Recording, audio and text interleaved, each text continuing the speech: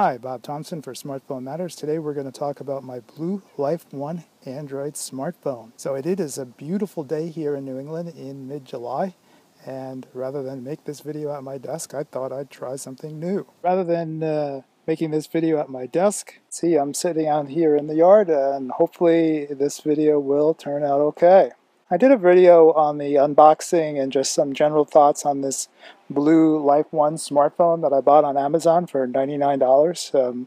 That deal actually is still going on, but I think the phone is back ordered. Anyway, I think it's actually a pretty amazing phone for the money so far. So I got the phone out of the box and I got it charged up.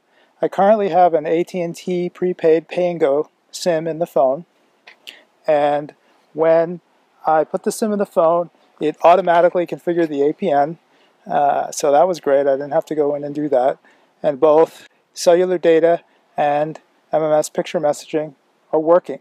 I was also able to configure the Smartphone Matters Gmail account and my own smartphonematters.com email account, and that all seems to be working great. So a little bit about the Android on the phone. The phone shipped with Android 4.44 or KitKat installed, and they say that there's an upgrade to Android 5 Lollipop available, which I haven't installed yet. I will.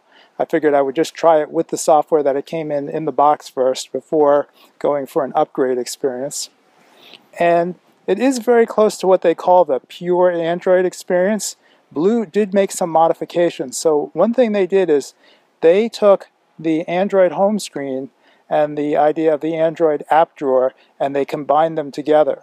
So when you have a pure Android phone like the Nexus 5 here, you have a home screen where you can put your applications and your live widgets, and then you also have this icon here for the app drawer, which is more like what you think of as the home screen or the springboard on the iPhone, where all the applications are. And what BLU did was it decided to take those two concepts and merge them together. So when you install an application on the device, it's immediately added to the home screen. You can still combine your live widgets into the home screen as well, and then you can still manage and arrange the icons on the home screen just like you normally would in a pure Android experience. And it kind of makes the Android experience, I think, a little bit simpler. They also tried to make this, I think, look like the iPhone. They've kind of squared and rounded the corners on the icons. Generally, I guess if you were going to make a change to pure Android to try and make the phone easier to use or better for the end user, this actually is a pretty good approach. Probably would like it better than what Samsung and HTC and the other manufacturers do, where they really sort of put their own user interface over Android. Like I said, I have the AT&T Pay-and-Go prepaid SIM in here, so it's the AT&T network.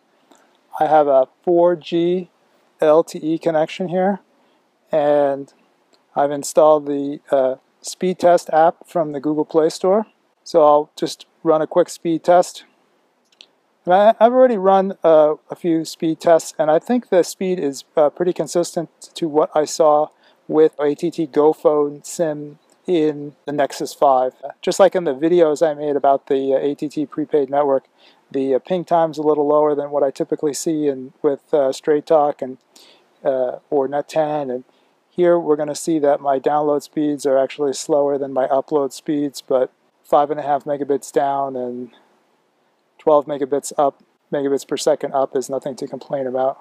The phone's looking like it's fast enough, and I think this is actually something to point out too, is that more and more models of the BLU phones now that are coming out support 4G LTE. It used to be that the BLU phones supported 3G and 4G HSPA plus, which is not quite as fast as LTE. With this newer generation of hardware, they're adding support for LTE. You know, just to give you an idea what the phone looks like, it's pretty nice, I think. Very slim. I'm not sure about the battery life yet with this phone. I think it's a pretty slim phone, so the battery is not going to maybe last as long as my iPhone, and then I'd have to compare it as well to the Nexus 5 as well. One thing I wanted to point out was that when I took this out of the packaging and I unwrapped it, I forgot to take off a little piece of plastic on the phone lens. So if you get one of these, make sure you peel off the little piece of plastic on the lens. It was actually pretty hard to see. All right, I think the last thing I wanted to talk about was memory. If you look in the settings here, and then under storage, you can see that there's 4.8 gigabytes of total space on this phone. Now this is an 8 gigabyte phone, so that means by the time you turn it on and it's configured, you're down to less than 5 gigabytes of memory. And I've taken a few pictures with it and installed really actually just the one app, the speed test app, and you can see I'm already down to 3.8 gigabytes of data. And I really have not installed anything else on the phone. So my plan is to put a memory card in this phone, and if you saw my previous video, you'll know that it has a micro SD slot.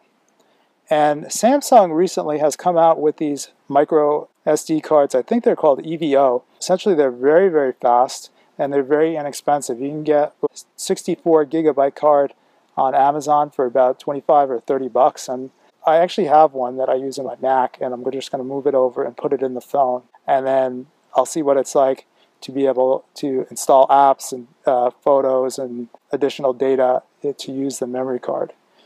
Much cheaper maybe than actually buying phones with the built-in memory, and we'll see whether or not there's any limitations to using a memory card. In fact, it'll add to the cost of the phone, the overall cost of the phone, but it might turn out being cheaper than buying a phone with more memory built in.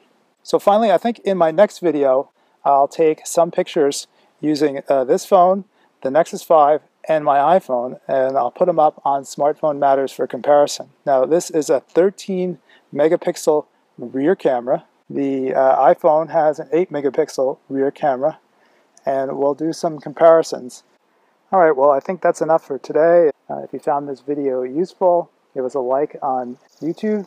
If you want to see more videos like it, subscribe to the Smartphone Matters YouTube channel. If you have any questions or comments on the BLU Life One, head on over to Smartphone Matters and leave a comment on the companion article for this video. You can find that link in the video description.